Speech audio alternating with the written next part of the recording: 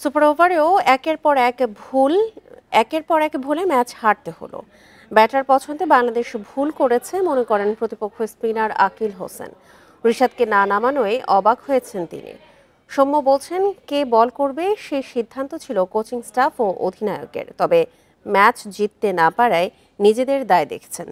Super ওভারে দরকার 11 run, wide no মিলিয়ে প্রথম বলেই 4, ম্যাচ জিততে তখন 6 বলে দরকার 7 রান, সেটাও করতে পারল না বাংলাদেশ।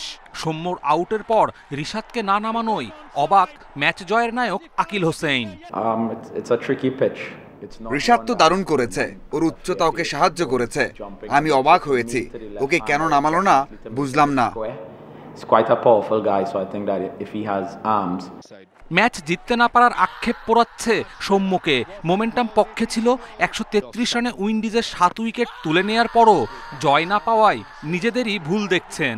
কোচরা প্ল্যান করছে, কোচ ক্যাপ্টেন ওদের একটা পার্ট ছিল, সো ওনারা চিন্তা করছে যে মেন ব্যাটসম্যান পাঠাবে, এটাই হয়তো আমার জন্য ফেলিওর। আমি লেফট আর্ম স্পিনার ছিল, আর আমার নিজেরও কনফিডেন্স ছিল যে না, আমি একটা বাউন্ডারি এখান থেকে আদায় করতে পারবো।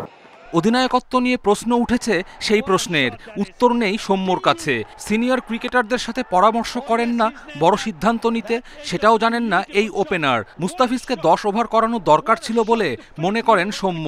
স্পিনাররা ভালো করছিল বিদায় হয়তো বা মুস্তাফিজ পুরো 10টা ওভার শেষ করে নাই, কিন্তু এখানে অন্য কোনো কিছুই নাই যে মুস্তাফিজ পেস বোলার বল করতে পারবে না, কারণ এই সব উইকেটে মুস্তাফিজ বেস্ট বোলার।